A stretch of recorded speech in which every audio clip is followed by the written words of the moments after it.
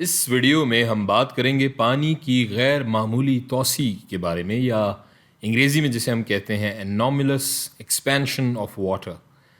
فرض کریں ہمارے پاس ایک بوتل ہے جو کہ پوری طرح بھری ہوئی ہے پانی سے، اور اسے ہم اگر فریزر میں ڈال دیں تو تھوڑی دیر بعد وہ پھٹ جائے گی۔ لیکن ایسا کیوں ہوتا ہے؟ کوشش کرتے ہیں ہم اسے سمجھنے کی۔ فرض کریں ہمارے پاس یہاں یہ تھوڑا سا پانی ہے، اور یہ ہیں پانی کے مالیکیولز اس کے اندر، اور فی الحال یہ روم ٹیمپریچر یا کمرے کے درجہ حرارت پر ہیں جو کہ ہے 27 ڈگری سینٹی گریڈ۔ اب ہم اسے ٹھنڈا کریں گے تو اس کا درجہ حرارت کم ہو جائے گا،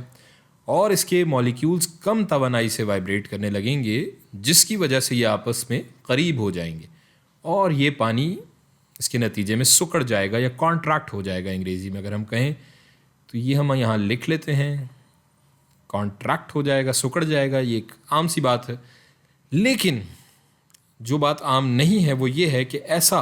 اگر ہم ٹیمپریچر گراتے جائیں، یہ 27 ڈگری سے کم کرتے جائیں، تو یہ جو کانٹریکشن ہے، جو پانی سکڑ رہا ہے، ایسا صرف 4 ڈگری سینٹی گریڈ تک ہی ہوگا۔ اگر اس کے بعد ہم درجہ حرارت کو مزید کم کریں، یعنی پانی کو اگر ہم اور ٹھنڈا کریں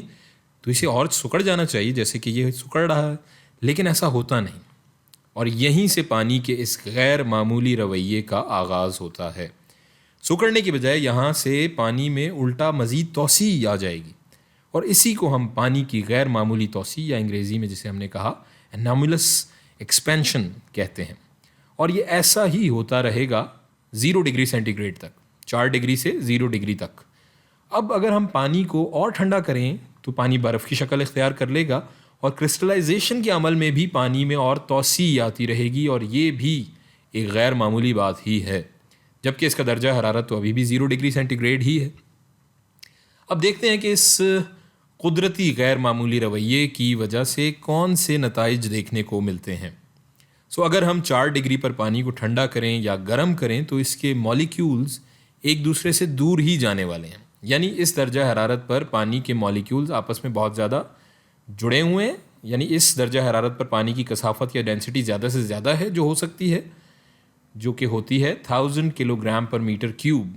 اسے لکھ لیتے ہیں، اور اس کو ہم پوائنٹس کی صورت میں لکھ لیتے ہیں۔ یہ ہمارا پہلا پوائنٹ ہو گیا اس غیر معمولی پانی کے رویے کے جو نتائج ہیں ان میں۔ اور جب ہم نے پانی کو اور ٹھنڈا کیا 0 ڈگری پر تو یہ برف میں تبدیل ہو گیا، اور برف کے مالیکیولز ایک دوسرے سے دور چلے گئے۔ اس کا مطلب ہے اس درجہ حرارت پر برف کی کثافت پانی سے کم ہے۔ اسے ہم لکھ لیتے ہیں، یہ ہو گیا ہمارا دوسرا پوائنٹ کہ 0 ڈگری سینٹی گریڈ پر یا برف جو ہے اس کی جو ڈینسٹی یا کثافت ہے وہ پانی سے کم ہوتی ہے۔ اب اس میں جو اصل بات ہے وہ یہ ہے کہ برف جو کہ سالڈ ہے اس کی کثافت یا ڈینسٹی ایک لیکوڈ سے کم ہے، جو کہ ایک عام بات ظاہر نہیں ہے۔ اسی وجہ سے یہی وجہ ہے کہ جو ہماری برف ہے وہ پانی پر تیرتی ہے، اور یہی وجہ ہے کہ جو ہماری ایکویٹک لائف ہے یا جو آبی حیات ہے وہ بہت ہی ٹھنڈے درجہ حرارت کو بھی برداشت کر لیتی ہے، اور یہ ہمارا تیسرا نقطہ ہے۔ اب اگر ہم ایک مثال لیں، ایک تالاب ہے اور بہت ہی سردی کا موسم ہے، تو یہ تالاب پورا جم جائے گا اور برف بن جائے گا، اور اس کے اندر اگر کوئی مچھلی ہوگی یا کوئی بھی آبی حیات ہے تو وہ ظاہر مر جائے گی۔ لیکن اصل میں ایسا ہوتا نہیں ہے، کیونکہ سب سے پہلے اس تالاب کی سب سے اوپر کی سطح جم جائے گی، کیونکہ وہ موسم کے درجہ حرارت سے سب سے پہلے رابطے میں آئے گی، اور وہ برف میں تبدیل ہو جائے گی کچھ اس طرح سے۔ اور اگر برف میں کثافت زیادہ ہوگی پانی کے مقابلے میں تو یہ پانی میں ڈوب جائے گی، نیچے چلی جائے گی، اور یہ نظام اسی طرح چلتا رہتا ہے۔ لیکن ایسا ہوتا نہیں ہے، کیونکہ ہم لوگ ابھی دیکھ رہے ہیں اس ویڈیو میں کہ برف کی کثافت یا ڈینسٹی پانی سے کم ہے، اور یہ اس کے اوپر کی سطح پر اسی لیے تیرتی رہتی ہے، اور یوں جو نیچے پانی ہے وہ جمتا نہیں ہے یا برف میں تبدیل نہیں ہوتا۔ اور چونکہ یہ پانی ایک غیر معمولی رویہ دکھاتا ہے، اس لیے سردیوں میں جو تالاب ہیں یا جو سمندر ہیں یا جو بھی پانی موجود ہے جس میں آبی حیات ہو وہ جمتے نہیں ہیں۔